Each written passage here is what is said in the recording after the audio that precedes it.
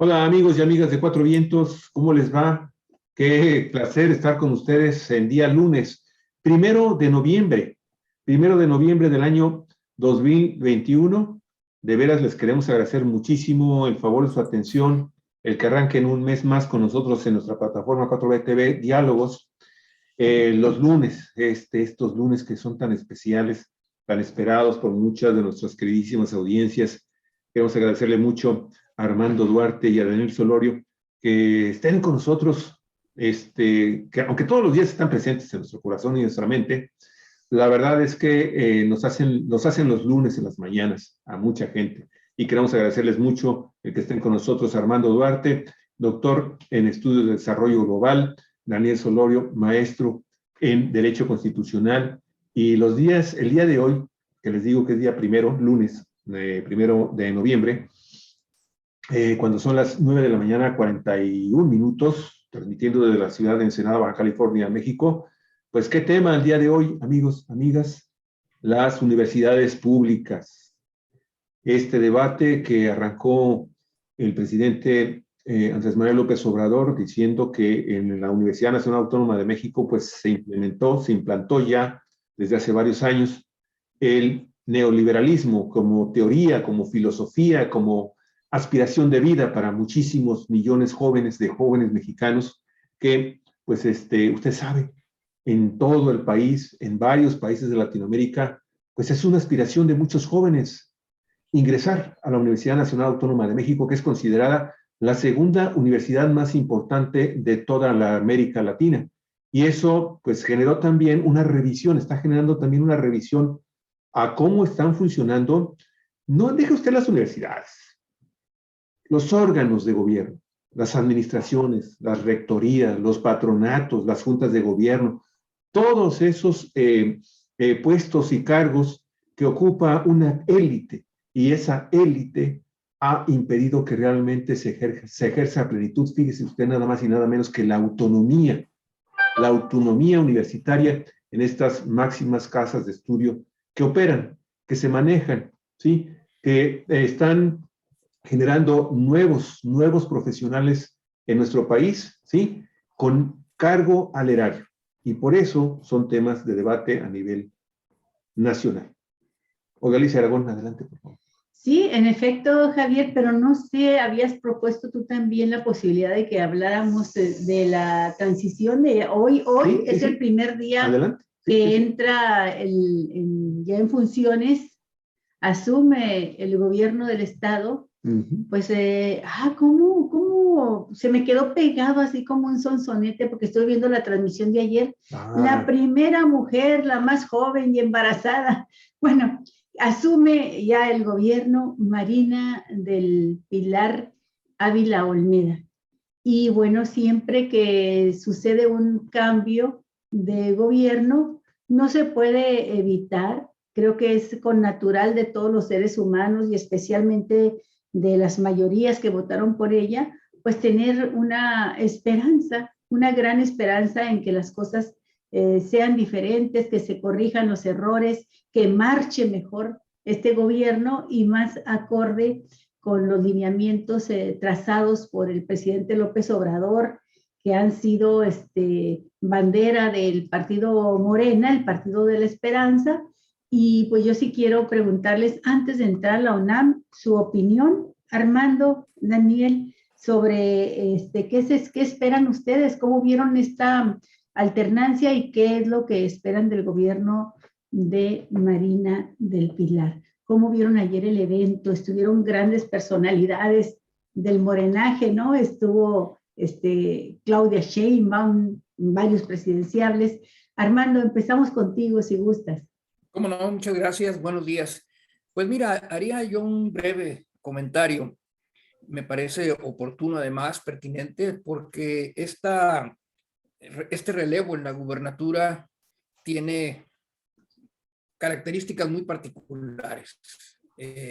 Me parece que no es exagerado decir que es un acontecimiento histórico, en el sentido de que es la primera ocasión en la historia de nuestra entidad que protesta para el cargo de gobernador una mujer, ¿verdad? Y en ese sentido, ese simple hecho le da una relevancia especial al evento y a estos días, ¿no? El día de ayer, en donde toma la protesta, y el día de hoy, que asume formalmente ya, a partir del minuto 1 de este día, asume el control total del poder político administrativo en el estado de Baja California, en lo que se refiere al Ejecutivo, ¿no?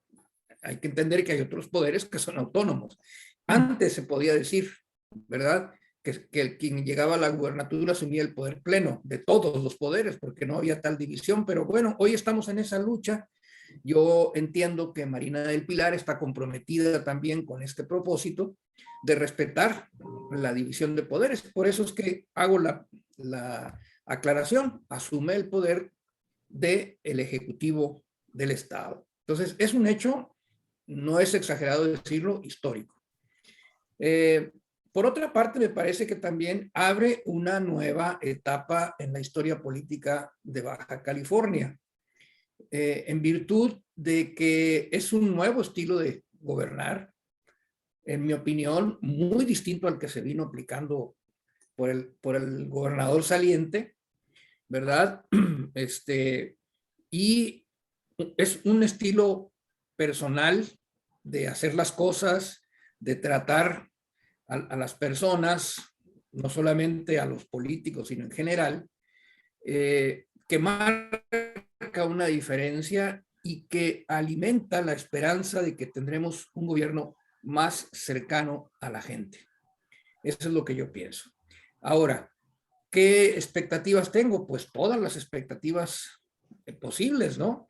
De que este gobierno haga un buen gobierno, que sea un gobierno que se caracterice por un desempeño, un manejo honesto de las cosas, que verdaderamente impulse cambios en el sentido de la cuarta transformación que permitan fortalecer esta transformación nacional y que venga a respaldar fuertemente el proyecto. La esencia de todos estos personajes que tú mencionas, sin duda alguna, constituyen un arropamiento, un mensaje político muy importante. Tiene todo el respaldo de la administración federal, tiene el respaldo de otros gobernadores. En este caso fue muy destacada la presencia de Claudia Sheinbaum, me imagino que por ser mujer también. Y en ese sentido, pues, quien esté albergando algunas ideas medias, no sé, perversas de querer poner obstáculos, pues que quede claro que la gobernadora contará con el respaldo del Ejecutivo Federal y de su partido. Finalmente, me pareció muy importante, interesante, que un día antes, ¿verdad?, en un escenario histórico como fue este edificio allí en La Rumorosa, se haya firmado un acuerdo, un compromiso más bien, de todos los funcionarios de la administración del Estado, en el sentido de respetar los 3 principios que Andrés Manuel constantemente señala como los principios básicos de la administración que debe caracterizar a las administraciones que surgen de Morena. No mentir, no robar y no traicionar al pueblo. Y todos los integrantes del gabinete firmaron el compromiso. Bueno, pues ante esta, digamos, declaración pública, pues ya se pusieron la medida con la que el pueblo los tendrá que juzgar. Entonces, ahí está, ya el inicio de esta administración. Queda a los ciudadanos estar muy atentos a que verdaderamente se cumplan con estos compromisos. En mi caso particular, tengo yo la confianza de que así va a ser. Y estuvo también presentes personajes como Arturo González Cruz, que sin llegar a una crítica como quizá le hubiera gustado con la etapa que termina, nada más dijo, salimos de 2 años muy complicados de gobierno y tenemos grandes esperanzas en que las cosas sean diferentes. Ahora esa frase se queda. También, Daniel, me llamó la atención una frase de Marina del Pilar, en el sentido de que el poder no cambia a las personas, simplemente revela lo que son. Y eso también me pareció muy interesante, ¿no? Porque, pues además la compromete. La compromete a ver cómo va a actuar, quién es Marina del Pilar y en qué es diferente a lo que hemos vivido y queremos que cambie. Dinos tu opinión, Daniel. Pues bueno, un primer comentario sobre ese punto. Hay una vieja doctrina respaldada por muchos autores de mucho tiempo sobre la capacidad que tiene el poder depositado en los seres humanos para transformarlos, para convertirlos en otras personas insospechadamente distintas de las que eran antes de tener unas riendas en sus manos. Veremos. Sobre ese punto no abundaré demasiado porque, bueno, hay que ver esta tesis de la nueva gobernadora, cómo funciona. Ese sería para mí un primer punto. Otro punto, bueno, también soy miembro del Morenaje, soy uno más entre el Morenaje y como miembro del Morenaje diré 2 o 3 cosas. No me gustó ver a Hank al lado de la gobernadora. No me gusta, me parece que es un personaje indeseable en un gobierno de Morena. No abundaré demasiado, pero me parece que no hay que decir demasiadas cosas de Jorge Hank para que los que estamos en este proceso de la cuarta transformación quisiéramos verlo alejadito de la gobernadora. Pero bueno, ahí estaba abrazando a la gobernadora, felicitándola. Bueno, para mí eso no fue agradable. En la integración del equipo de colaboradores, no me gustó ver a priistas de viejo cuño como Arregui. Hubiera preferido yo otra persona, no me hubiera gustado verlo a Alejandro Arregui ahí, después de todo lo que de toda la trayectoria tan reciente, tan cercana a Kiko Vega, ¿verdad? Tan cercana a Kiko Vega en años muy recientes. Pues eso no me gustó. Me gusta mucho la juventud de la gobernadora. No encontré en su discurso nada que destacar, nada, absolutamente nada que considere destacable, que diga yo, bueno, este es un pronunciamiento concreto, un compromiso concreto. No encontré uno solo, excepto las reiteradas referencias a que pone su corazón por delante. Bueno, pues todos tenemos el corazón por delante, ¿no? Y a la izquierda, además. Dice Rosario, tengo el corazón a la izquierda, pues creo que todos. Ay, Daniel. Todos lo tenemos por delante, todos lo tenemos físicamente a la izquierda, aunque no todo mundo lo tiene a la izquierda desde la perspectiva política. Pues esa es mi referencia. Deseo profundamente deseo que las palabras de la gobernadora, que reflejan la adhesión plena a los compromisos de no mentir, no robar, no traicionar, se hagan verdaderas y que pronto presente un plan de gobierno concreto, una propuesta de gobierno que pueda ser discutida. Algo también que en mi carácter de miembro del Morenaje diré es que tampoco me pareció una buena señal la falta de civilidad de Jaime Bonilla.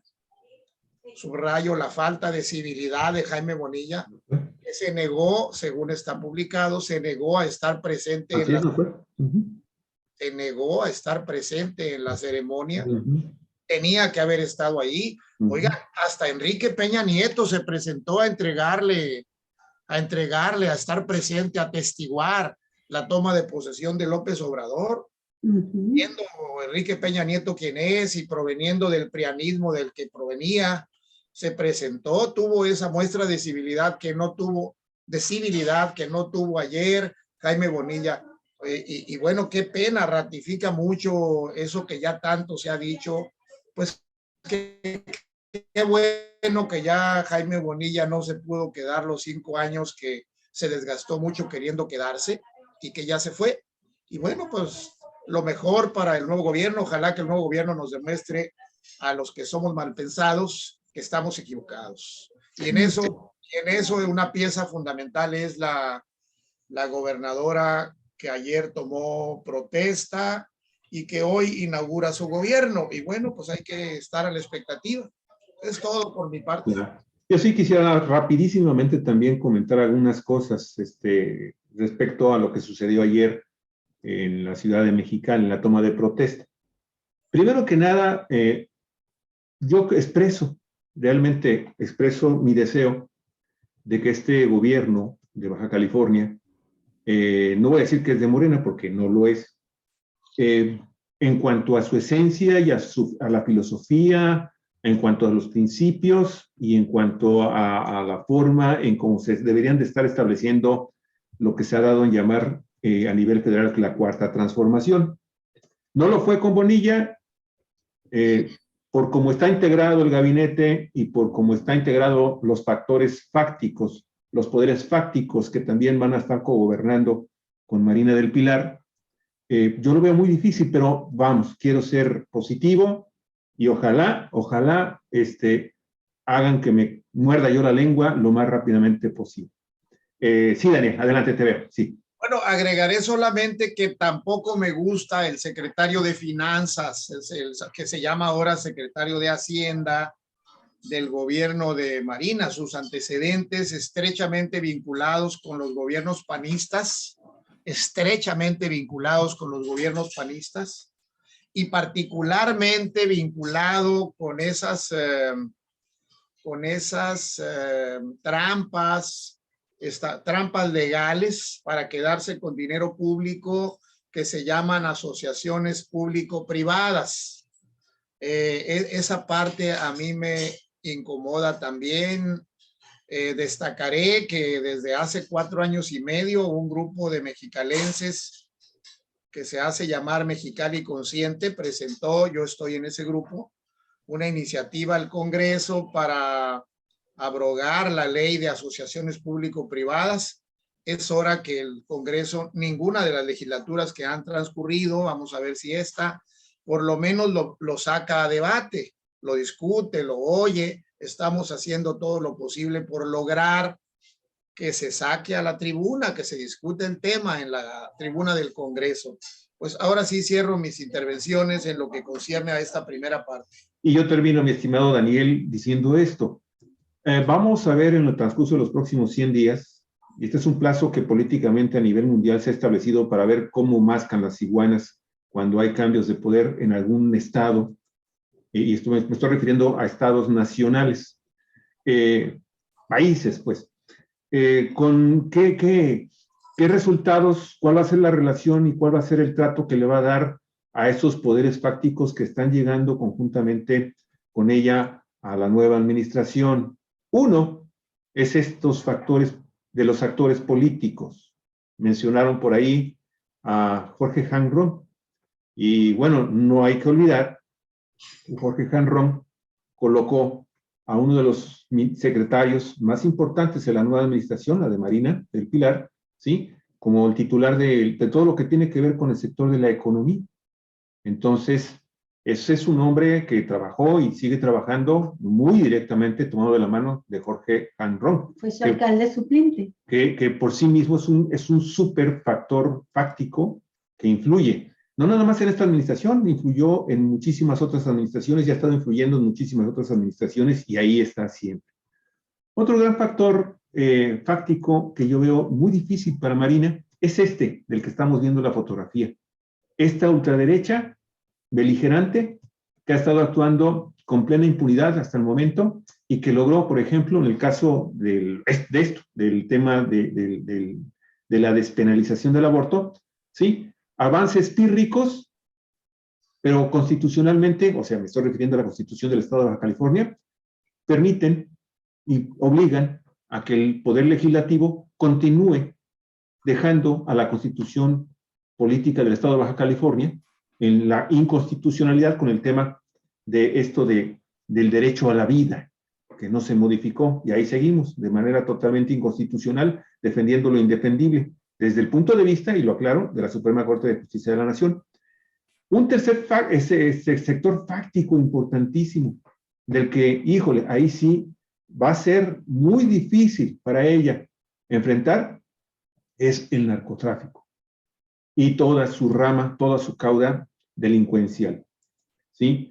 El narcotráfico, representado por los grandes cárteles de las drogas, fundamentalmente sabemos que hay cuando menos 4 operando abiertamente, descaradamente, generando violencia que ha dejado pérdidas humanas, miles de lesionados y robos, secuestros, fraudes, derechos de piso, en fin, ¿sí? Y que sabemos que son el del Pacífico, Sinaloa, Cártel Jalisco Nueva Generación, La Línea, que también está aquí, Arellano Félix, por mencionar quizás 4 de los que están operando de una manera más abierta, con una enorme cantidad de bandas adicionadas y que operan desde los robos más simples hasta la trata de personas.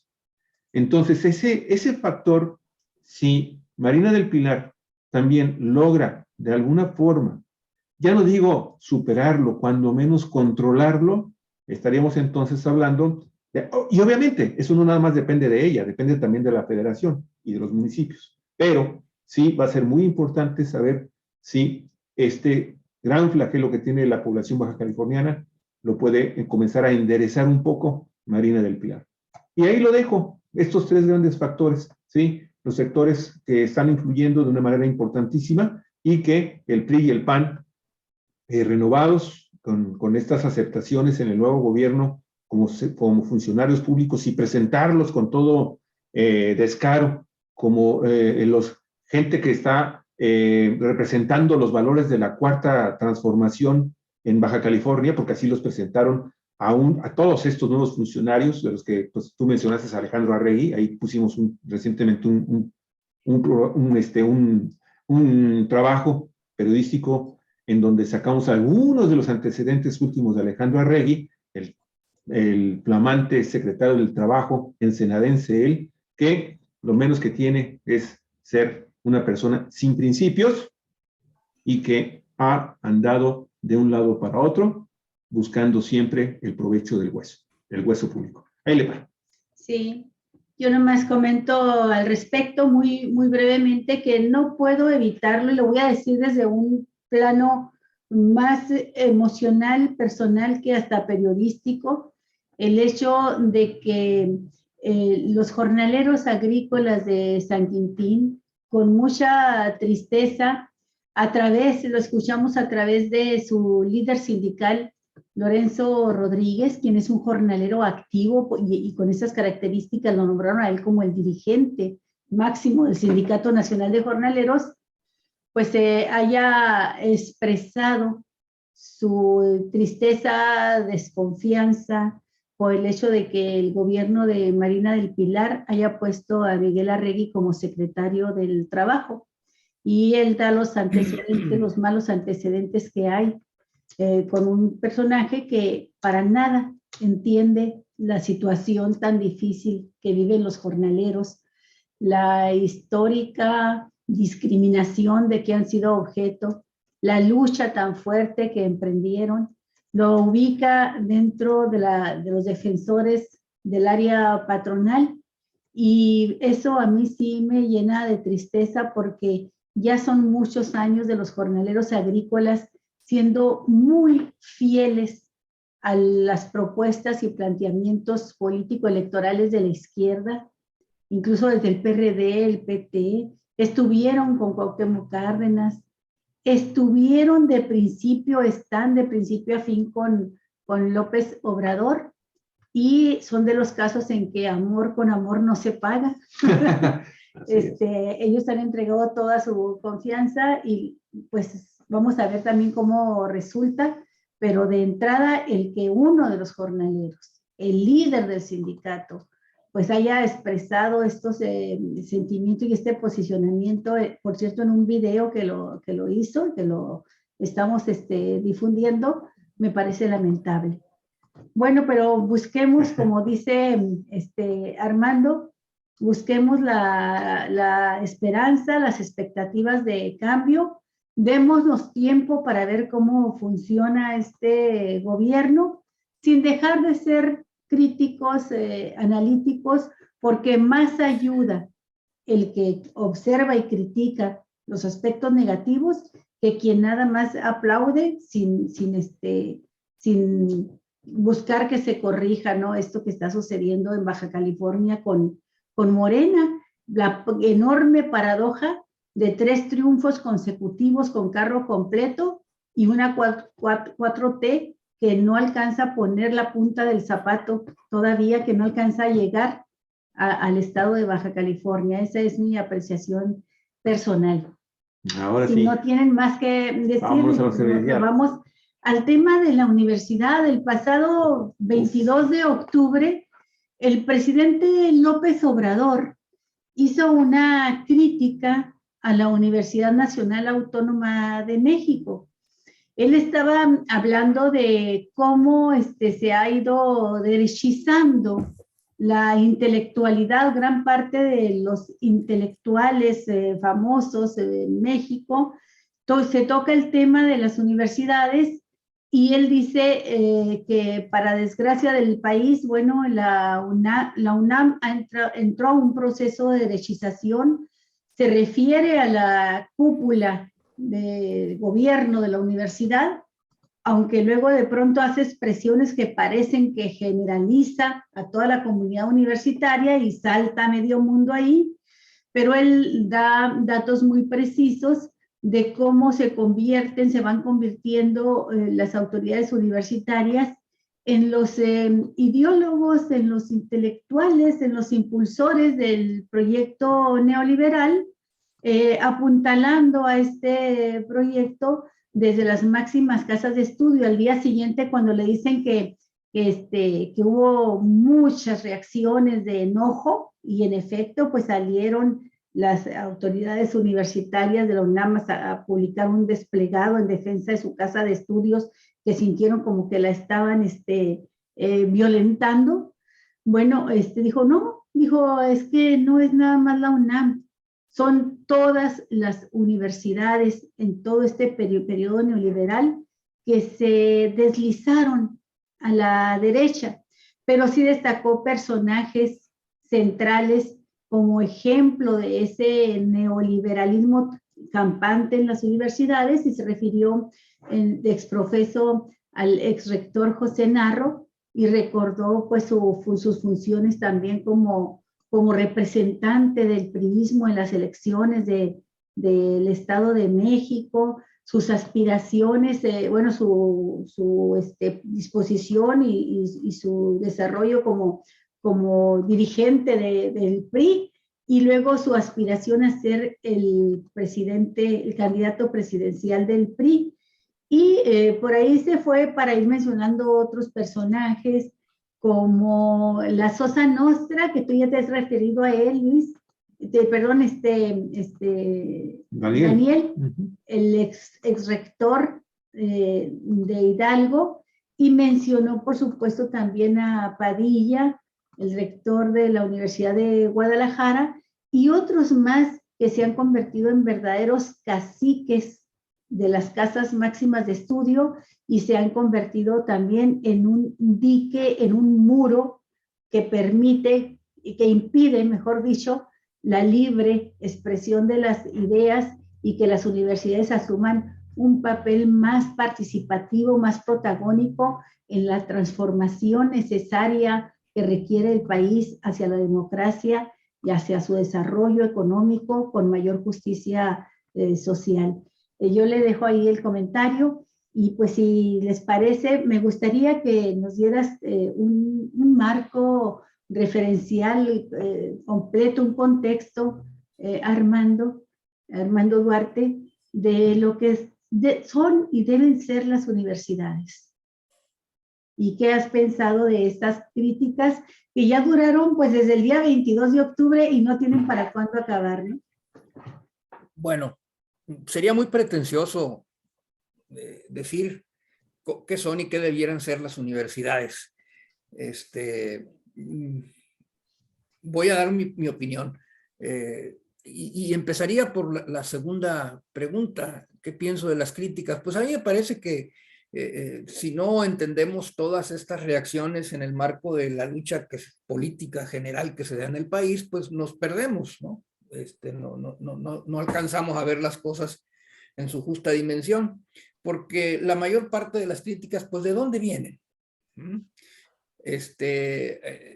Pues vienen de esos sectores que están perdiendo los privilegios en todos los niveles, ¿no?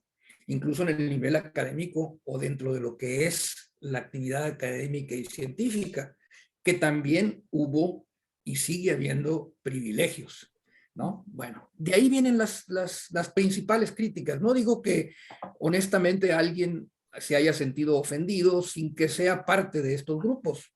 Está muy en su derecho de hacer, de expresar sus puntos de vista y de criticar este comentario que hizo el presidente de la República, que más que una crítica a la UNAM fue una crítica al neoliberalismo, señalando que también en las universidades había tenido una penetración.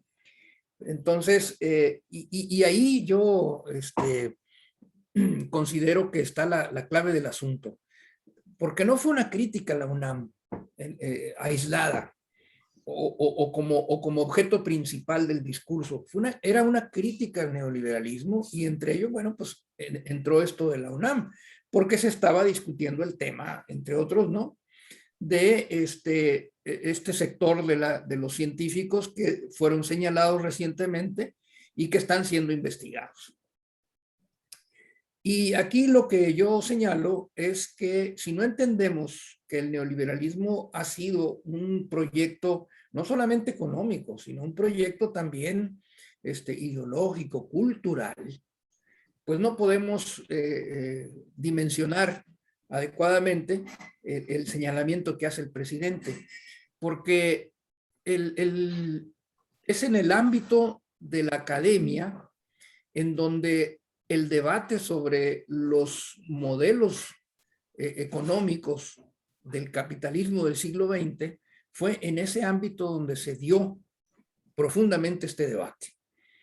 La escuela de Chicago ya es un hecho, digamos, público, ¿no? Del dominio público, fue, digamos, que una de las puntas de lanza para la defensa de esta visión, que se confrontaba con la visión que en ese entonces era la predominante en el terreno de la economía, que era la visión del modelo keynesiano por las ideas de John Maynard Keynes, economista inglés. Y fue la escuela de Chicago la que desde mucho tiempo atrás, cuando nadie pensaba que el modelo keynesiano podía entrar en crisis, empezó a cuestionar, y cuando se viene la crisis de los 70, pues encuentra terreno fértil para poder desarrollar su actividad de difusión política, ideológica, ¿no? ¿Y qué es lo que sucede? Bueno, que en el momento en que el neoliberalismo empieza a sentarse, a ganar terreno, a impulsarse en los diferentes países, empieza este proceso, digamos, como de transformación, no solamente en el campo de la economía, sino también en el campo ideológico y cultural, ¿no? El neoliberalismo empieza a ganar terreno en todos los campos de la vida política y las universidades no fueron la excepción. Empezaron por las facultades de economía, las escuelas de economía, pero también las de filosofía, también las de historia, en fin, en todas empezó a penetrar el pensamiento neoliberal. Y lo que tenemos es que estas instituciones, las universidades públicas, empezaron a adaptarse o a ser cooptadas, como quiera que le llamemos, por esta corriente de pensamiento, el mainstream que le llaman los analistas, ¿no? Es decir, la tendencia principal del pensamiento en la economía, que era el neoliberalismo, pues empieza a dominar las universidades. Y son estos grupos los que empiezan a posicionarse en la dirección de estas instituciones, que son fundamentales por una razón: forman los cuadros que van a cumplir funciones muy importantes en la nueva forma de organizar la economía y la sociedad. Pues ni modo que las facultades de economía estuviesen graduando a economistas formados en las ideas de Marx o en las ideas de Keynes, cuando la tendencia dominante en el campo de la economía pues eran las ideas de von Hayek y las ideas de la escuela de Chicago, con Friedman a la cabeza. Pues tenían que generar, tenían que producir economistas de esa tendencia. Y además se refuerza con la presencia de universidades privadas que proliferaron a partir de los años 80 en nuestro país, que empiezan a cobrar mucha relevancia y que además son financiadas por los poderes que en este esquema neoliberal estaban siendo beneficiados o podían ser beneficiados. Ahí tenemos el Tecnológico de Monterrey, el ITAM, ¿no? Y entonces, bueno, pues veamos cuáles son sus programas de estudios en el campo de la economía, por ejemplo, pues nos vamos a dar cuenta que están dominadas por el neoliberalismo. Nuestra universidad, la Universidad Autónoma de Baja California, bueno, pues esta tendencia dominante del pensamiento económico se posicionó en nuestra universidad, ¿no? Y entonces, porque las otras leyes empezaron a ser consideradas como pasadas de moda, que habían fracasado, etcétera, etcétera, ¿no? Tanto las ideas de Keynes como las ideas de Marx, ¿no? Porque había colapsado la Unión Soviética, el bloque socialista, y entonces eso era sinónimo de que el marxismo era un fracaso, y porque también las ideas de Keynes habían enfrentado serios problemas y no habían podido ofrecer respuestas a la crisis de los 70s y de los 80s, ¿no? O la corriente keynesiana había sido insuficiente, había tenido dificultades para ofrecer respuestas a esa crisis. Bueno, pues basado en todo esto, se da esta derechización. Es un hecho, ¿no?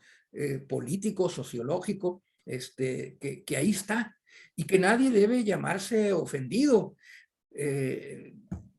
menos los estudiantes, pues ellos ni deciden, ¿no?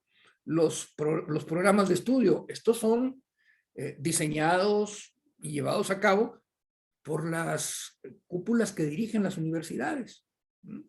Entonces, no podemos culpar a los estudiantes. Yo creo que los que menos debieran de protestar por el hecho de que el presidente haya hecho este señalamiento, que es un hecho histórico, es un hecho sociológico, es un hecho político, ideológico, ¿verdad? Los que menos debieran de protestar son los estudiantes. Al contrario, debían decir, a ver si es cierto, revisemos nuestros programas de estudio. Yo escuché una entrevista a Enrique Dussel y él mencionaba, dice, en mi casa, alma mater, porque él es maestro emérito y ahí en la universidad, dice, es increíble que en la Facultad de Pedagogía, donde se estudia la educación, Freire no está en los programas de estudio.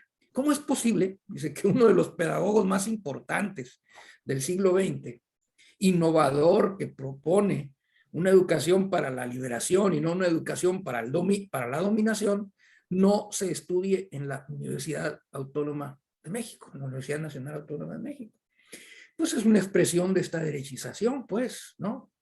Entonces, yo creo que se ha politizado el asunto, se ha sacado de contexto la declaración del presidente y se ha aprovechado o se ha utilizado esto con el propósito, pues, de hacer lo que han hecho todo este tiempo, ¿no?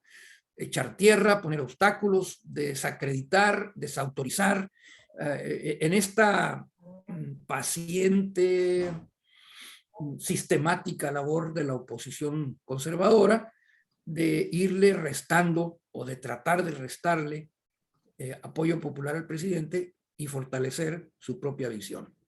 Es lo que yo pienso. Gracias, Armando.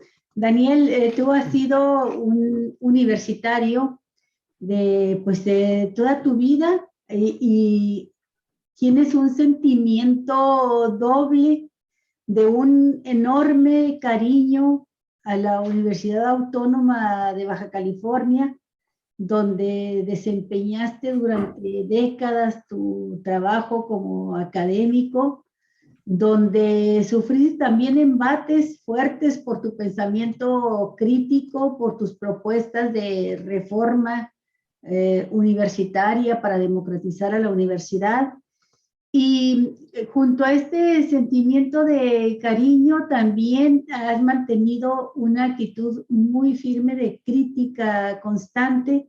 Has buscado ser rector de la universidad sabiendo que no tienes ninguna posibilidad de ganar porque, como lo has dicho, la máxima casa de estudios pues está en manos de un cacicazgo. Y no es de excepción por lo que vemos ahora y lo que se ha desatado de discusión en todo el país a partir de los comentarios del presidente López Obrador.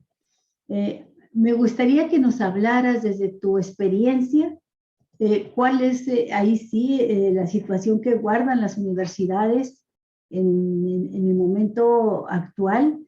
En muchas ocasiones has escrito tú sobre lo que significa la universidad como un área de libertad, como la zona por descripción, por definición, por naturaleza del libre pensamiento, la libre circulación y debate de las ideas. Y no deja de llamarme la atención cómo reaccionan como señoritas ofendidas, que me perdonen las feministas, pero como señoritas feministas ofendidas de la vela perpetua, vamos a decir así para que no se enojen tanto, era como si les hubieran tocado la virginidad, les hubieran violado, ¿verdad? No su autonomía, sino que se hubieran aprovechado de ellas y salen en una defensa que dicen, anda, y para que se te quite vamos a hacer un paro de 48 horas de labores. Y el presidente les dice, no dejen de ir a clases presenciales, no hagan paro de labores, protesten, muévanse, marchen, salgan a las calles, cobren vida, y salgan a manifestarse, aunque sea en contra de nosotros, pero por favor ya muévanse, hagan algo las universidades, ¿no? Esto suena, si se dice de manera aislada, como lo comenta Armando, si no se ve todo el contexto, pues suena como un poco fuera de lugar, pero lo que el presidente está diciendo es retomen el lugar que les corresponde. Y es que si hacemos un recuento de todo lo que ha sucedido en el país y las universidades han estado ausentes en cuanto a la defensa del país y de la sociedad, es mucho lo que quedan debiendo, mi querido Daniel. Pero bueno, aquí el experto en la materia, por teoría y práctica, eres tú. Dinos cómo viste tú, cómo ves este debate, cómo lo has visto, Bueno, y tu propuesta. Permítanme empezar con para muestra basta un botón. En este momento, ahorita, en este momento que estamos nosotros aquí conversando, una maestra de la Universidad Autónoma de Baja California está siendo corrida por el gobierno de la UABC en la Facultad de Ingeniería y Negocios, que está a 5 minutos por la carretera, a 5 minutos del poblado Guadalupe Victoria, kilómetro 43. En este momento está sucediendo eso. Están corriéndola físicamente los inspectores mandados por recursos humanos, por el coordinador de recursos humanos, le están impidiendo físicamente entrar al espacio exterior y más al espacio interior de la Facultad de Ingeniería y Negocios. Ella, junto con otra maestra universitaria de esa misma unidad académica, ha estado denunciándole al rector, a recursos humanos, al Comité de Violencia de Género que preside la vicerrectora Mexicali, que están sufriendo acoso laboral por parte de la directora de la unidad académica en que trabajan. Tienen meses denunciando acoso laboral y las autoridades centrales, el rector, Daniel Valdés, el coordinador, de Recursos Humanos, el Comité de Violencia de Género que preside la vicerrectora, la Comisión Mixta de Conciliación y Resolución, se niegan a escucharlas. Se niegan a escucharlas porque hicieron público al poco tiempo de la sordera de las autoridades, empezaron a hacer pública su situación. Es un acoso laboral claro y manifiesto. Y bueno, en este momento una de ellas está siendo corrida de la universidad, no la dejan entrar. Y bueno, esa es una muestra de lo que pasa en una de las universidades públicas, de estas a las que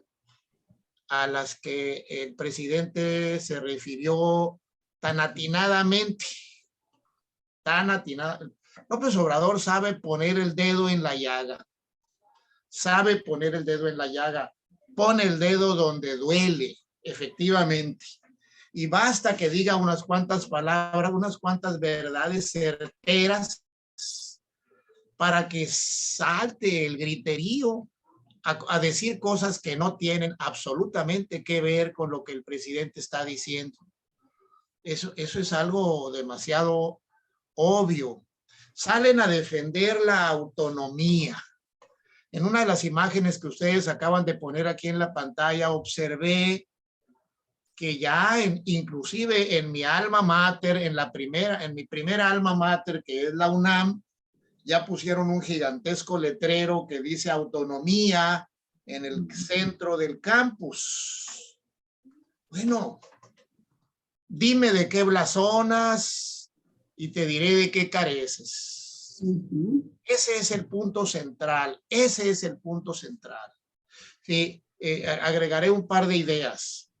El presidente efectivamente, como muy bien dijo Armando, hizo una crítica dura, certera, precisa, a que las universidades se entregaron al modelo neoliberal, se subordinaron al modelo neoliberal sin crítica alguna. Eso es rigurosamente verdadero. Eso es rigurosamente verdadero en la UABC y en la mayoría de las universidades públicas del país. Debo decir que la UNAM, por ser la UNAM, se ha resistido. En algunos puntos concretos, la UNAM ha resistido el ataque neoliberal. Por ejemplo, en el modelo de los planes de estudio, no permitieron las autoridades de la UABC que les impusieran los planes de estudio que le fueron impuestos a todas las demás universidades públicas del país, que son los planes de estudio por competencias. Los planes de estudio por competencias fueron diseñados para la industria automotriz en los Estados Unidos. Pero bueno, en la época en que en Baja California era rector de la UABC Alejandro Mungaray, fueron impuestos inclusive por reglamento. Está escrito en el reglamento escolar que los planes de estudio por competencias serán los que se establezcan en la UABC, excluyendo cualquiera otro modelo de plan de estudios. Entonces tendríamos que plantear la pregunta que planteó Armando hace un ratito. Oiga, tenemos un gran autor, tenemos a este gran autor que publicó La educación como práctica de la libertad, que publicó La pedagogía del oprimido. El gran educador latinoamericano por excelencia fue expulsado de los planes de estudio de las universidades públicas de este país. Eso no se puede negar. Pero además es muy impresionante ver cómo personajes tipo Diego Valadez. Yo siempre me refiero a Diego Valadez porque es uno de los primeros que saltan a decir cosas que no tienen sentido, que no responden lo dicho por el presidente. Se envuelve en la bandera de la autonomía, se envuelve en la bandera como los niños héroes en el castillo de Chapultepec y se lanza al vacío envuelto en la bandera de la autonomía. Diego Valadez fue ministro de la Corte y tiene una pensión vitalicia en la Suprema Corte como ministro que fue retirado, de los ministros retirados forzosamente por Zedillo para poder hacer la reforma constitucional en el año 1994. Bueno, él es uno de los primeros que sale a decir falsedades, a irse contra el presidente bajo la idea de que el presidente está atacando. Dice, la palabra atacar la usan mucho para no analizar lo que el presidente dice. Entonces, bueno, esa es mi primera presentación del tema. La crítica del presidente es fundada, pero a mi juicio se queda corto. El presidente tiene ya que pasar a la segunda etapa, más allá de la crítica que sigue. Yo estoy en la idea de que el presidente tiene un concepto equivocado también de la autonomía. Dijo hace poco, no podemos hacer más porque violaríamos la autonomía. No es así, no es así. Un grupo de universitarios le presentamos al presidente hace algunos meses y estamos por presentarle un documento pidiendo que se agregue un párrafo a la Ley General de Educación Superior, párrafo que obligue a los congresos de los estados y a los consejos universitarios a establecer modelos democráticos de elección de autoridades. Porque eso es lo que manda la Constitución. El artículo 3º de la Constitución Federal impone el deber a todo el sistema educativo sostenido con fondos públicos. Todo el sistema educativo sostenido con fondos públicos debe impartir educación, dice la Constitución, que fomente el amor a la patria, el sentimiento nacional, la defensa de los intereses de las mayorías, el progreso de la mayoría de la población. Y bueno, hay que abrir el debate respecto de si el modelo neoliberal impuesto a las universidades logra ese objetivo. Es exactamente lo contrario. Esa foto no sé de qué época es, pero creo que es una de las buenas épocas de defensa de la autonomía universitaria, especialmente por lo que está abajo. Dice Universidad Autónoma y Democrática. Eso es lo que hace falta. Si la palabra autonomía no la complementas con la palabra democracia, lo que logras es lo que tenemos. Cacicazgos, oligarquías, pequeños grupúsculos como las juntas de gobierno. La UNAM tiene una junta de gobierno de 15 personas. De 15 personas que eligen rector. La UABC tiene un grupo pequeño también de 11 personas que eligen rector, no solo rector, todas las autoridades. Ese pequeño grupo a ese pequeño grupo de personas fácilmente se le subordina a caciques. La UABC es un magnífico ejemplo de cómo un pequeño grupo de 11 personas es fácilmente dominable por los cacicazgos. Alejandro Mungaray es un magnífico ejemplo de un cacique universitario que todavía no alcanza las dimensiones del cacique de la Universidad de Guadalajara, al que el presidente ha denunciado de manera expresa en repetidas ocasiones. Acaban de dar una respuesta también firmada, dicen en Guadalajara, acaban de dar una respuesta, dicen que firmada por el Consejo Universitario. Eso es imposible, es imposible. Le pones abajo el letrero Consejo Universitario y ya dices que el Consejo la hizo. El Consejo Universitario no se ha reunido en la UNAM. Es imposible que ese documento haya sido aprobado en la Universidad de Guadalajara. Entonces estamos hablando de 3 universidades, la UABC, la Universidad de Guadalajara, ¿verdad?, dominada por caciques, la Universidad de Tamaulipas, dominada por caciques, la Universidad de Hidalgo, dominada por caciques, la UNAM, dominada también por un pequeño grupo, 15 miembros de la Junta de Gobierno, y y sale en este grupo de personas como tipo Diego Valadez, lo menciono a él por no mencionar a los demás, porque es muy representativo, muy representativo Diego Valadez, del personaje que, como fue ministro de la Corte y director del Instituto de Investigaciones Jurídicas, y es un personaje que sale a decir cosas como si su sola palabra fuera valiosa. No le importa la congruencia siquiera de contestar lo dicho por el presidente, solamente le atribuye al presidente que viola la autonomía y ya con eso.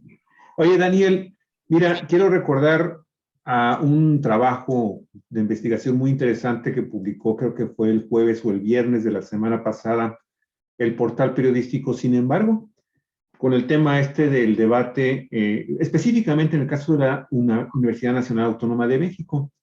Ellos hicieron el recuento de que de los últimos 10 rectores, no sé si tú lo leíste, pero, Olga, no sé si también se lo leíste, sí, pero de los últimos 10 rectores que ha tenido la UNAM, 8 de ellos terminaron haciendo o carrera política o andaban buscando puestos de elección popular, ¿sí? Y ahí vienen los nombres, está muy interesante, nosotros lo publicamos en Facebook, en nuestra página en Facebook. Oye, ¿está sucediendo lo mismo en Baja California? Este es Alejandro Mungaray, el que estamos viendo, amigos y amigas, por si alguien de las audiencias de Cuatro Vientos no lo conoce. Pero Alejandro Mungaray, creo que es el primer rector que abiertamente, si no corrígeme Daniel, que abiertamente en el proceso electoral de este año a nivel estatal, pues hizo todo un trabajo político electoral interesante y creo que originalmente estaba buscando una candidatura a la gubernatura y por ahí finalmente después de andar dando tumbos con el Partido Acción Nacional y creo que también incluso con el Partido de Revolución Institucional, terminó en Movimiento Ciudadano y el Movimiento Ciudadano finalmente vuelve a traicionar y termina apoyando a Marina del Pilar en Morena, porque según esto le habían ya casi amarrado la Secretaría de Economía, cosa que finalmente se la ganó Jorge Hanron, colocando a su compadre, a su socio de empresas. ¿Realmente es el primer caso, Daniel? ¿O me estoy yo haciendo pipí fuera de la vacinica?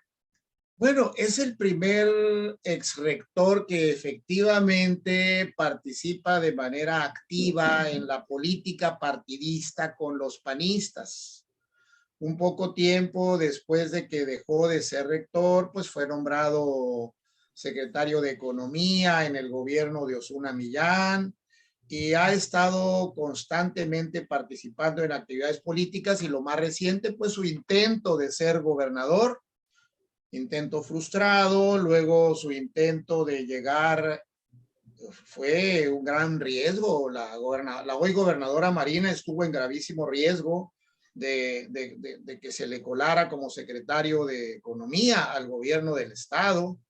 Parece que alguien le alertó, por fortuna, a la hoy gobernadora y a quien nadie le alertó nada es a la presidenta municipal de Tijuana, donde lo tiene en este momento ya como encargado también de la economía del gobierno municipal de Tijuana. Eso es lo que yo recuerdo.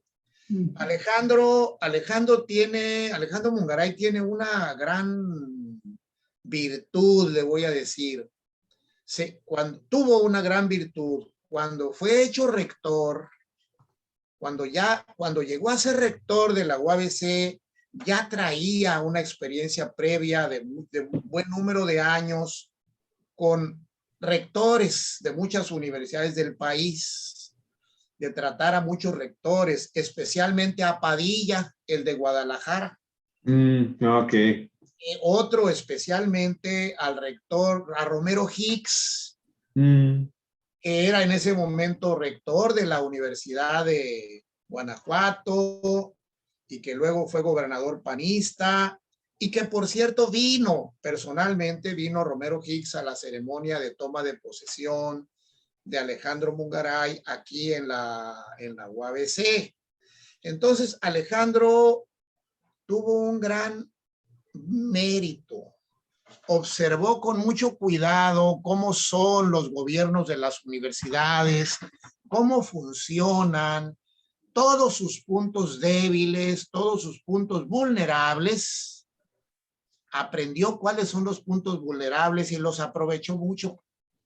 Los aprovechó mucho y se convirtió efectivamente en un cacique de la UABC, que todavía está controlando los mandos de la Universidad Autónoma de Baja California, el gobierno de la UABC a través del actual rector. Antes a través del rector Osegueda, antes a través del rector Cuamea, antes a través del rector Gabriel Estrella. Y bueno, Alejandro tuvo esa habilidad. Voy a subrayar algo que algunos me critican. Yo personalmente le tengo mucho aprecio a Alejandro Mungaray, porque yo ya le tenía mucho aprecio mucho antes de que fuera rector y no se lo he perdido. Lo admiro mucho, le admiro su gran capacidad de manipulación para tener el control político y el control del dinero de las instituciones públicas. Bueno, le tengo aprecio personal, lo denuncio en su carácter de hombre de la política tramposa que tenemos en Baja California y que ha hecho mucho daño a la Universidad Autónoma de Baja California. Pues me centré en la UABC, pero el tema no es la UABC, el tema es la UNAM, el tema es el sistema. No, pero es un ejemplo clásico, mi estimado Daniel, es un ejemplo clásico porque el otro día lo comentaba. Sí. Este neoliberalismo se implementa a partir prácticamente de los últimos años de Roberto de la Madrid, Romandía, cuando terminan el cogobierno, ese cogobierno de finales de los 70s y el 80 y 81 del siglo pasado, en donde hay un boom a consecuencia de los grandes movimientos universitarios de los 60s. Bueno, Baja California, la universidad, logra lo que nunca se había logrado en otra universidad, un cogobierno.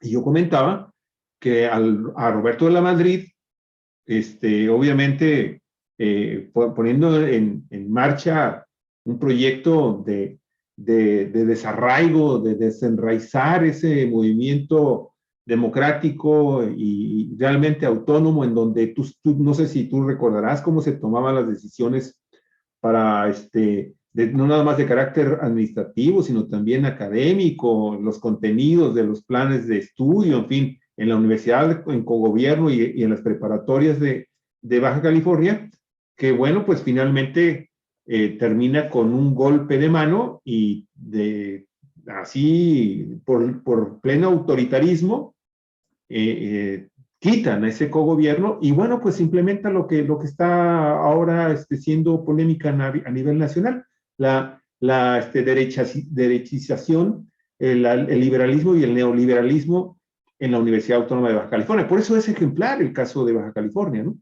Sí, así es más ejemplar, por supuesto, que la UNAM. Así es. Porque la UNAM, a mí me consta, lo he visto mucho, lo he observado con cuidado, tuvo capacidad de resistir, de oponerse a algunas órdenes que recibió del gobierno federal de manera directa para adoptar el modelo que se llama de competencias, que es un modelo diseñado por los neoliberales para la industria automotriz. Para eso fue diseñado. Y bueno, dijeron, bueno, si en la industria automotriz da tan buen resultado, porque entonces se aumenta notoriamente el número de vehículos que estamos produciendo en el mundo, aumentan nuestras ganancias y gastamos lo menos que se pueda en trabajadores, pues entonces esto tiene que ser muy bueno. Y lo trasladaron al sistema de las universidades y en la UABC se implantó el modelo por competencias que convirtió a los salones de clase en espacios que tienen todo excepto libertad académica. Eso es muy dramático, es algo que se tiene que corregir, pero bueno, es un tema difícil porque todavía hay mucha gente partidaria, de aquella frase que se acuñó en la época de Roberto de la Madrid aquí, y se repetía insistentemente en las instalaciones universitarias: a la universidad se viene a estudiar, no se viene. A la universidad se viene a estudiar y no a hacer política, no a hacer grilla. Aquí vienes a estudiar. No tienes nada que hacer aquí que no sea estudiar. Esa frase la repetían las autoridades universitarias y la implementaron a través de procesos de violencia directa contra los estudiantes, que a veces se reunían a discutir algo, trataban de reunirse a discutir, por ejemplo, su inconformidad con un profesor o con un director, y eran rápidamente reprimidos.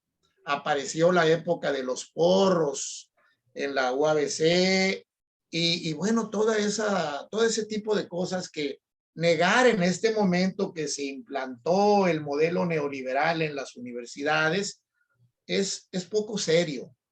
Es poco serio. Por eso yo veo con un poco de risa a personajes tipo Diego Valadez, a personajes, es para mí, Diego Valadez lo representa, es el paradigma del personaje que con toda conciencia de la falsedad con que está hablando, sale a decir que el presidente miente, que el presidente está mal, que es usa mucho, como tantos otros, la palabra ataque.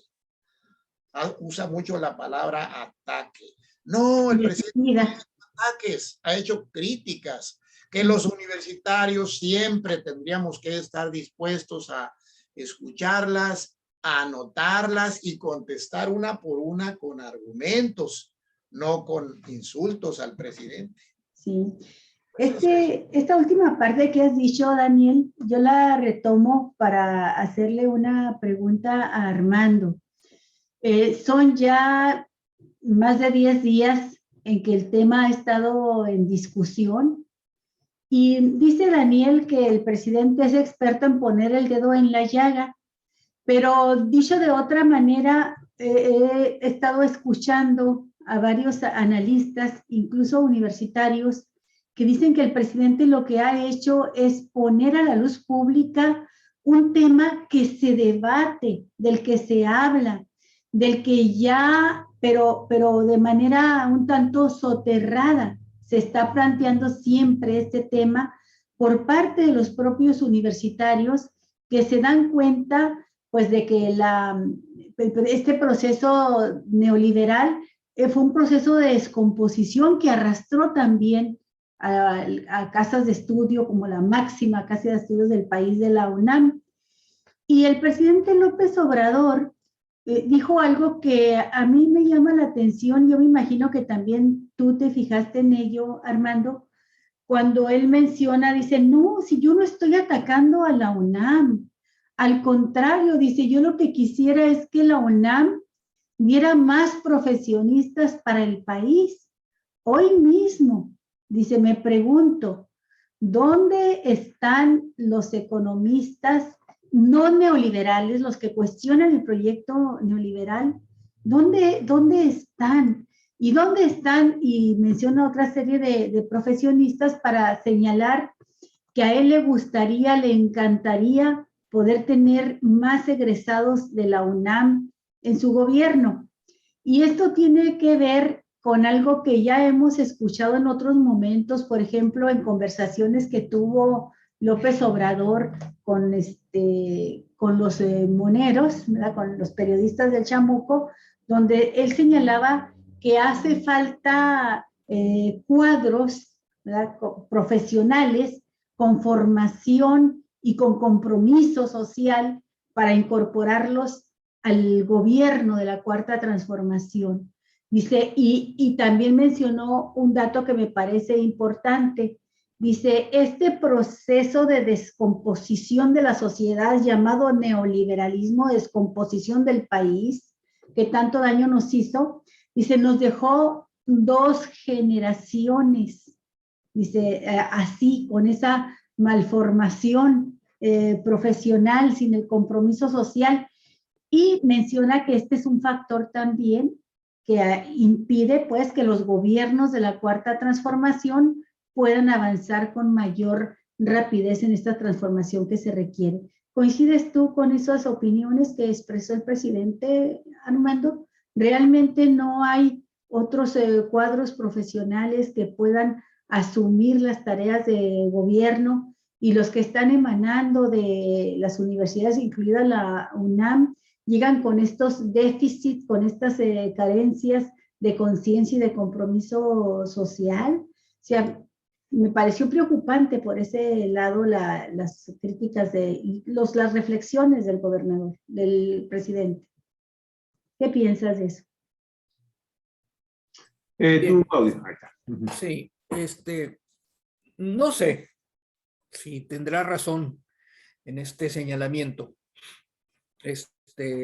porque me consta que en el ámbito académico y profesional, incluso en el terreno de la economía, hay personas que podemos ubicar fuera del campo de pensamiento dominante en la economía, que es el neoliberal. Sí están, pero me da la impresión de que, bueno, a lo mejor no están en el radar del presidente de la República, o las presiones que haya podido recibir,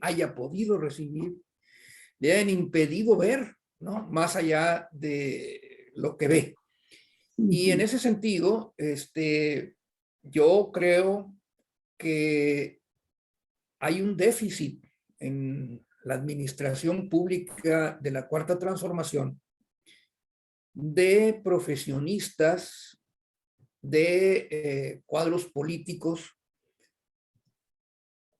claramente deslindados del neoliberalismo. Mencionábamos hace una semana, dos, el caso de Ursúa, por ejemplo, ¿verdad? Que fue llamado a la Secretaría de Hacienda en el primer periodo de Andrés Manuel, y pues tuvo que salir por incompatibilidad de pensamiento económico, ¿no? Posteriormente llega Herrera, y ahora de la O, que tienen posturas económicas distintas. Está el caso de Esquivel, que está en el Banco de México, que también tiene posturas económicas que podríamos decir nosotros se deslindan del neoliberalismo, hacen una crítica al neoliberalismo, pero como ellos hay más, ¿no? Y además en todos los campos de la ciencia, del saber, ¿no? Por ejemplo, a mí me llamó mucho la atención, bueno, ¿qué tiene que hacer Moctezuma en la Secretaría de Educación? ¿Qué tenía que hacer Moctezuma en la Secretaría de Educación? Bueno, ahora está una maestra, ya por lo menos está como más ad hoc, ¿no? Más adecuada. Pero hay personas que pueden hacer grandes aportaciones en muchos aspectos. Ahora, sí es cierto, la mayor parte de los profesionistas que egresan de nuestras universidades, bueno, si somos congruentes con el señalamiento de que son universidades que se han venido, por decirlo así, derechizando, pues evidentemente están produciendo cuadros con esa mentalidad, con esa perspectiva conservadora de las cosas, ¿no? En fin, ahora bien, yo quisiera señalar que un tema que también me parece que está dentro de las consideraciones que hace el presidente en relación con su crítica, y es el hecho de que las universidades han sido víctimas también de ese vicio, de ese cáncer que ha corroído a la administración pública y a las empresas privadas, que tiene que ver con la construcción o el desarrollo de ciertas élites al interior de estas instituciones, que vienen a usufructuar privilegios que son incompatibles totalmente con los postulados de la Cuarta Transformación.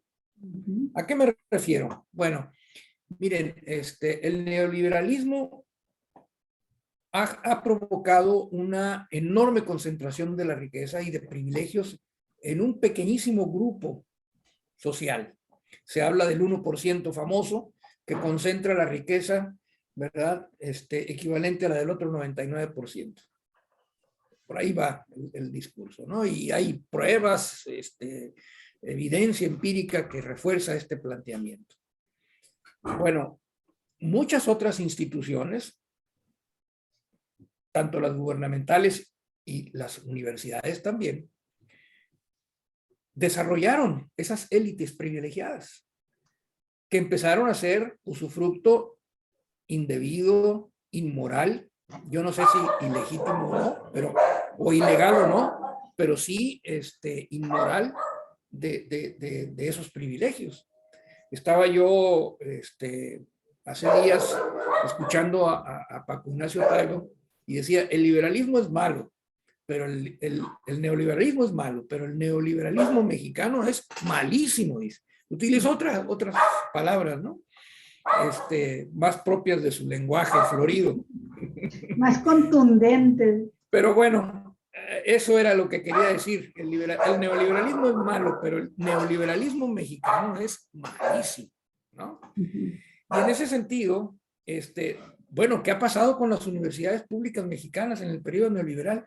No han resbalado para caer en el fango del desprestigio. Bueno, esto de la estafa maestra es claro, ¿no? Cómo las universidades públicas se prestaron a una maniobra a cambio de dinero que definitivamente usufructan las élites, fueron a beneficiar a las élites de esas universidades.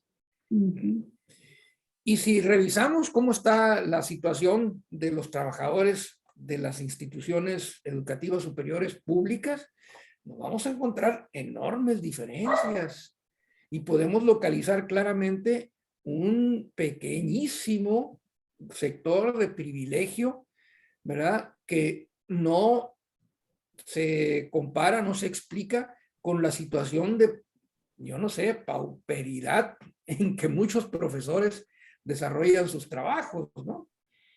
Entonces, yo siento que no solamente en el terreno del cambio de mentalidad, sino también en el terreno de lo que es un uso abusivo de los recursos públicos. Y en este sentido, ¿verdad?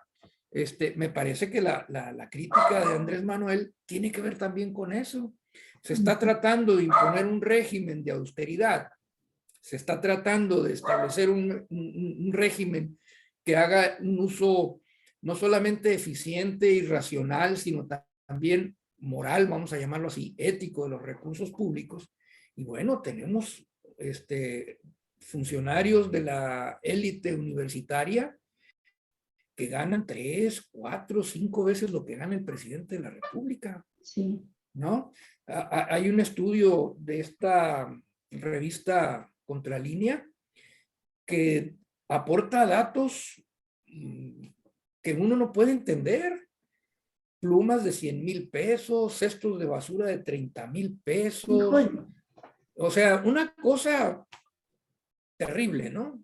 O sea, ¿con base en qué? Pues evidentemente hay manoteo, evidentemente hay desvío de recursos públicos. Y bueno, repito, lo de la estafa maestra fue ya el colmo de todo, ¿no? Hasta dónde las instituciones públicas de educación superior están dispuestas, bueno, no las instituciones, los que dirigen las cúpulas, los gobiernos de las esas élites privilegiadas, ¿verdad? Hasta dónde están dispuestas a arrastrar a las universidades públicas en aras de beneficiarse, ¿no? Bueno, pues yo pienso que también eso es parte de la crítica y evidentemente estos grupos pues son los que salen a pegar de gritos porque se consideraban intocables con el tema de la autonomía, y aquí tomo el asunto que ustedes decían, ya para terminar.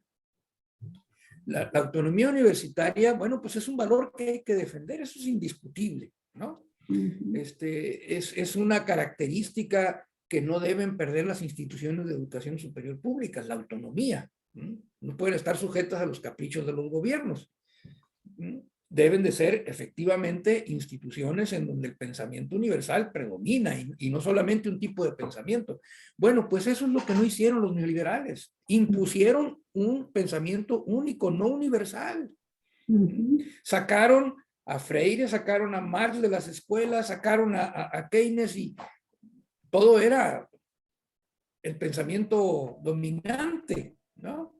Bueno, pues hay que recuperar esa autonomía, porque no es solamente autonomía frente al Estado, sino sobre todo, diría yo en este momento, autonomía frente a los poderes fácticos, frente al capital. De manera que la universidad responda a los intereses de la ciudadanía, con toda la pluralidad de la sociedad mexicana y que no sean, ¿verdad? Achichincles, ¿no? Claro. De los poderes fácticos. Bueno, Daniel, ya te vas a retirar, ¿verdad? Sí, muchas Por gracias. favor, tu último comentario, Daniel. Fíjate que me hubiera gustado mucho haber escuchado tu opinión sobre un tema que incluso ya lo había pensado, lo quiero plantear ahorita, a ver si Armando hace algún comentario, Olga. Pero no hay que olvidar que finalmente las universidades son el último escalón en materias de formación educativa de todo el sistema educativo nacional. Y bueno, sabemos perfectamente bien lo que representó finalmente aquella cacaraqueada reforma educativa de Peña Nieto, que nada más era para cuestiones administrativas y eliminar a los maestros inconformes, hacerles nada más, pero no entró a la profundidad de contenidos. Y qué bueno que no fue así, si no hubieran dejado entonces ya, ahora sí, la educación neoliberal como parte de la constitución de este país. Sin embargo, y ahorita voy a comentar lo que nos mandó a decir Isabel Camacho Norzagaray, pero más adelante tenemos la oportunidad de escucharte, Daniel, pero último comentario. Sí, pero Daniel, ojalá atiendas esta petición que quiero hacerte en tu último comentario. Aunque sea nada más así de manera enumerada, ¿qué es lo que debe hacer la comunidad universitaria? Y si es posible, arropada por la sociedad, uniéndose con la sociedad, con los sectores más progresistas de esta sociedad, para llevar a cabo un cambio. O sea, ¿cómo terminar con este proceso de derechización, producto de la neoliberalismo en las universidades? ¿Qué hay que hacer? ¿Qué reformas, qué cambios se necesitan urgentemente, Daniel? Bueno, contestaré tu pregunta de la manera más provocadora que puedo, Olga. ¿Qué tiene que hacer la comunidad universitaria? Existir. No existen, las comunidades universitarias no existen. Todo el modelo implantado por los gobiernos universitarios disolvieron a las llamadas comunidades universitarias. Vuelvo al ejemplo de la UABC. En la UABC, la gente de derecho rarísima vez trata con la gente de ciencias políticas. La gente de contabilidad no sabe absolutamente nada de qué cosa es la facultad de filosofía y letras de Tijuana. Las ciencias marinas, los de ciencias marinas son personajes desconocidos completamente en Tijuana. En la escuela vecina la gente no se trata. Tenemos en la UABC una gaceta universitaria que podría ser el medio de comunicación, un periodiquito impreso, lo controla el gobierno de la UABC. No es una revista de sociales. No es una gaceta universitaria donde yo intenté muchas veces, he intentado publicar algo ahí en crítica totalmente. En la gaceta universitaria y no, es un instrumento, es una especie de periódico oficial del gobierno de la UABC. Entonces no existe la comunidad universitaria, porque hemos de entender por comunidad un grupo más o menos numeroso de personas con diferentes ideologías y creencias, pero que se comunican, que se pueden hablar, que tienen cosas en común, porque de ahí viene comunidad. Lo primero que hace falta es eso, construir una comunidad universitaria, porque el individualismo asentó su dominio en la universidad, en todas las universidades. La UABC es un maravilloso ejemplo de casi todos estos vicios. Los estudiantes de derecho, de verdad, la mayoría de ellos entran de carrera, toman su clase un ratito, se van, vuelven en la tarde a otra clase, se van, y lo que quieren es salir pronto con su título. No llegan siquiera a informarse de qué cosa es la universidad. Y no se conocen, ¿no? Los de derecho de Mexicali no se conocen con los de derecho de Tijuana. Ese es el modelo individualista implantado en la UABC deliberadamente, no es accidental, fue deliberado pulverizar, no existe la comunidad universitaria. Entonces, eso es todo un drama para sociólogos, para personas que sepan más de eso. Yo nomás lo veo. Entonces, pues muchas gracias, nos vemos pronto. Gracias, Daniel, muchísimas gracias. Armando, nos vemos. Lo que decía Isabel Camacho, lo que dice Isabel Camacho Norzagaray en su comentario es: la educación básica y la formación de profesores también se impregnó de la corriente neoliberal a partir de 1998 con el cambio de programas por competencia. Muchísimas gracias. Y también a Ignacio Ramírez. Sería interesante hacer un estudio y por ende una auditoría en todas las universidades existentes en el país. Seguramente se encontrarán desfalcos y corrupción en todo su esplendor. Buen programa. Muchas gracias, Ignacio. Muy amable por tus comentarios.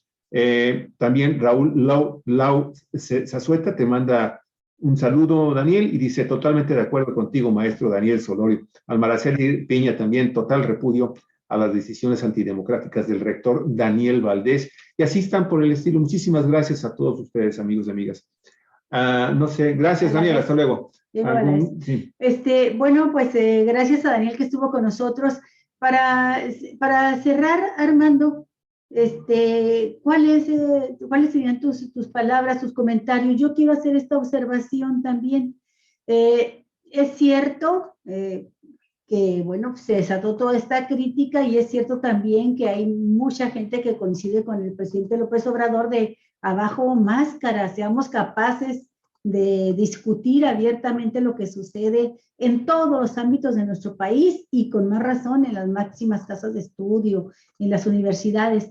Pero en el caso de varias universidades, no muchas, algunas universidades y particularmente la UNAM, siento yo que sería injusto no reconocer, Armando, que ha habido una resistencia fuerte por parte de esto que dice Daniel, no existe en la UABC, pero que sí existe en la UNAM, comunidad. Por lo menos los universitarios, los estudiantes, parte de los maestros, pues se han resistido, han hecho movimientos, se negaron tajantemente a entrar a ese proceso de privatización de la universidad vía incremento de cuotas, como lo intentaron Carpizo y otros rectores, y creo que ha sido también un ejemplo a seguir esta resistencia de los universitarios de la UNAM. ¿Qué piensas tú, Armando? Adelante, tu micrófono, Armando. Sí, ya. Matizaría un poco lo que dices, ¿no? Porque decir esa resistencia que existe en UNAM y que no existe en la UABC, yo te diría también en la UABC, a lo mejor menos que en la UNAM, pero existe. Okay. No todos los profesores ni los estudiantes de la UABC asumen o aceptan acríticamente las cosas, ¿verdad? Claro que cada espacio ofrece ciertas posibilidades que son distintas. La UNAM tradicionalmente pues ha sido una institución muy progresista a lo largo de su historia. Y bueno, ha tenido sus altas y sus bajas, ¿verdad? Pero podríamos decir que en términos generales, ¿verdad?, se ha caracterizado por ser una institución progresista. En el caso de la UABC, yo pienso que, si bien es cierto, bueno, el modelo por competencias es el modelo educativo, o forma parte del modelo educativo de la UABC. Lo cierto es de que el aula es un espacio de resistencia. Existe la libertad de cátedra y los maestros en un momento determinado, bueno, tienen esa libertad y es el espacio en el que pueden hacer cosas con los estudiantes. Y también hay otros ámbitos de participación en donde poco a poco, de una u otra manera, las voces discordantes, vamos a llamarle así, pues se hacen escuchar. El caso de Daniel es un caso muy representativo de esto, ¿no? Pues él es parte y es parte de la resistencia dentro de la UABC, ¿no? Si bien es cierto, ya no ejerce, ya no, creo que ya no da clases directamente, cuando estuvo, fue parte de esa resistencia y ahí estuvo. Y como él, otros, que todavía están en activo dentro de la universidad. Ahora bien,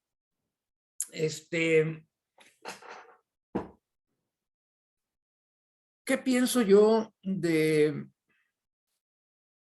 qué debiera hacerse, cuál debiera de ser la participación de los estudiantes en esto?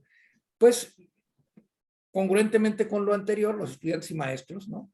Congruentemente con lo que he dicho anteriormente, a mí me parece importante destacar que estos, digamos, espacios de resistencia tienen que ir ampliándose y que debe de existir una presión desde abajo para ir haciendo reformas de tal manera que las instituciones de educación pública, todas, se alineen con los objetivos y los planteamientos del momento. Es un momento de cambios. Las universidades tienen que cambiar también, tienen que modificarse. En ocasiones han sido espacios de resistencia no para cuestiones progresistas, sino espacios de resistencia para cuestiones conservadoras. Digamos que en el caso, por ejemplo, de la Universidad Nacional Autónoma de México, hay que recordar que la lucha por la autonomía y la libertad de cátedra en un principio se dio para impedir que el gobierno emanado de la Revolución Mexicana, bueno, pues asentara sus reales y determinara la educación dentro de la universidad. Pues, ¿quiénes fueron sus principales promotores? Vasconcelos, ¿no? Gómez Morín, defensores de la autonomía universitaria. Entonces, pienso pues que a final de cuentas, como en todos los aspectos de la vida social, las universidades son parte de ellas, tienen que ser sus actores principales. Y cuando hablo de actores principales, no me refiero a las élites administrativas, me refiero a quienes le dan sentido a la universidad, que son los estudiantes y los maestros, que estos actores principales empujen en una dirección de cambio que verdaderamente defienda el concepto de autonomía y el concepto de libertad de cátedra, pero con un sentido verdaderamente progresista, universal, ¿no? En donde todas las corrientes dentro de la universidad puedan existir, puedan debatir, ¿verdad? Y que a final de cuentas sean los estudiantes los que vayan tomando sus propias determinaciones. Para ello hay que fomentar el pensamiento crítico dentro de las universidades, porque la educación, ahorita pusieron ustedes una imagen de esta película de La Pared, ¿no? The Wall. Sí. Este video de esta canción de un grupo de rock muy conocido, Pink Floyd, que nos muestra la uniformidad, ¿no? con que se van creando a los estudiantes, ¿no? No tienen un rostro propio, los transforman dentro de las instituciones educativas, o sea, la educación como mecanismo de dominación. Como decía Durkheim en una frase poco afortunada, pero muy cierta, que decía, la educación es el mecanismo de dominación de las almas. Bueno, pues, contrario a eso, ¿verdad? Debe de promoverse el pensamiento crítico, y para eso hay que impulsar una educación que sea, como decía Freire, ¿verdad? Una educación para la liberación de las personas. De tal suerte que los estudiantes aprendan a pensar con cabeza propia, con criterio propio, y entonces tendremos una sociedad que no se va a dejar manipular. Evidentemente, este es un propósito que está fuera del radar de los sectores conservadores. Ellos quisieran que la educación siguiera siendo un mecanismo de dominación de las almas, ¿no? Pues hay que dar la pelea, ¿verdad? Y los actores principales de las instituciones tienen que dar esa lucha al interior de las universidades. Poco a poco, según las condiciones como se vayan presentando, pero ya son cuestiones que entran dentro del terreno de la acción concreta. Pero en términos generales, a mí me parece que por ahí debe de ir. Ahora, ¿qué le toca al Estado? ¿Qué le toca al gobierno? Bueno, siendo la Secretaría de Educación Pública una de las secretarías más importantes de cualquier gobierno estatal, federal, pues debe de procurarse que desde ahí se impulsen las políticas públicas orientadas no a adoctrinar a nadie, porque ese es el problema. El león cree que todos son de su condición y la derecha dice, no, es que los de la izquierda quieren para adoctrinar. No, la política pública del Estado debe ser en el sentido de promover el pensamiento crítico en las escuelas, tanto en las universidades como en los demás niveles, desde chicos. En vez de castrar la creatividad del ser humano, promoverla. Y que constantemente los ciudadanos, o sea, se trata de construir ciudadanía, claro, precisamente, ¿no? La educación debe de hacer eso.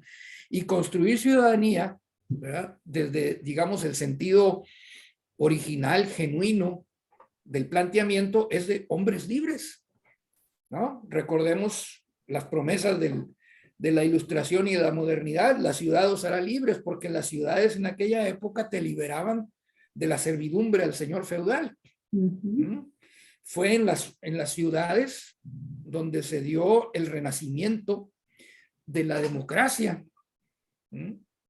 Bueno, si ese pensamiento de ciudadanía se considera que es ese concepto de ciudadanía, que es el genuino, como el objetivo de la educación, no puede ser una educación castrante, tiene que ser una educación liberadora.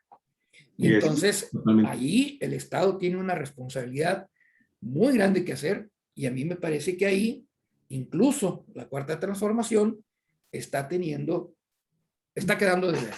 Sí, porque se ha quedado a la mitad todavía esta reforma educativa que se nos avisó a principios de gobierno, 2019, 2020, 2021, y obviamente está el tema de la pandemia, pero esa reforma que también debería de ser fundamental, mi estimado Armando, fundamental para comenzar a trabajar en un cambio profundo de esta sociedad, de este país, está todavía ahí en la congeladora. Fíjate lo que es una garantía, es una garantía para evitar el retroceso social, que la gente tenga capacidad de pensar con cabeza propia y que no se deje manipular.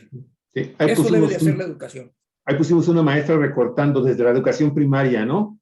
El globito del pensamiento por un cuadro, ¿no? Y eso pues es terrible, es terrible.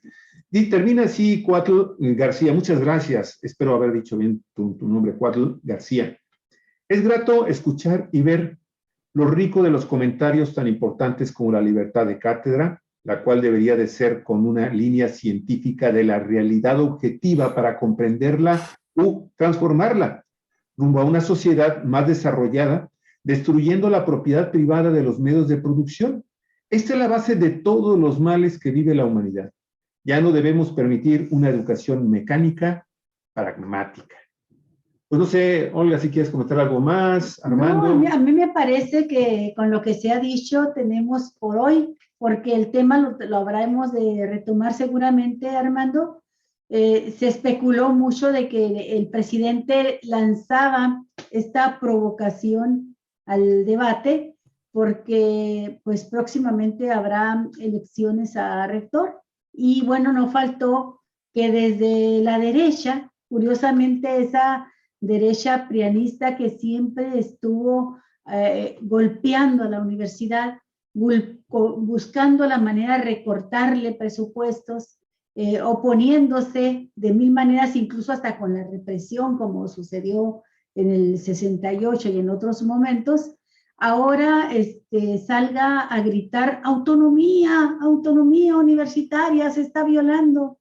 Pero lo que está posiblemente de fondo sí sea la necesidad de que no solo los universitarios, toda la sociedad, todos tengamos puesta la vista en la UNAM y en las demás universidades, pensando en esto, en que próximamente habrá elección de rector en la UNAM y no se trata ya de elegir al rector con este grupo de notables, de los 15 miembros de la Junta de Gobierno, puestos de antemano de acuerdo con el grupo gobernante para ver quién sigue en la rectoría.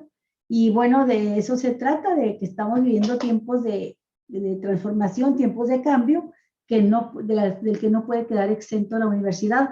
Así es que vamos a tener oportunidad de volver a tocar el tema seguramente, Armando, conforme se acerquen las fechas de elección de rector. Muy bien, pues sería muy interesante abordar el tema de la educación. Sí. Muy bien. Por supuesto que sí. Bueno, pues un abrazo, terminamos. Armando, y muchas Igualmente. gracias. Gracias, Armando, muchísimas gracias. Y muchísimas gracias a todos ustedes, amigos y amigas de Cuatro Vientos, por haber estado presentes escuchando este programa con su participación, que ha sido muy intensa, muy interesante el día de hoy, muy profunda. Agradecerles mucho, por favor, su atención e invitarlos a que esté con nosotros en todos los programas de esta semana. Que estaremos... En 10 minutos más.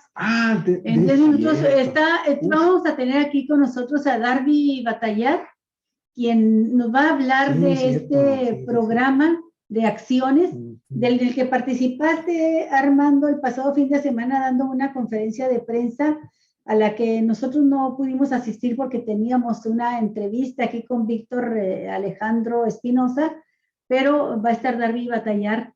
Si tú tienes oportunidad de quedarte, qué padre, nos gustaría mucho. Y si no, pues nos quedamos solamente con Darby. No sé si él vaya a invitar a alguien más, pero le pedimos que estuvieran hoy con nosotros a las 11:30. Muy bien, excelente.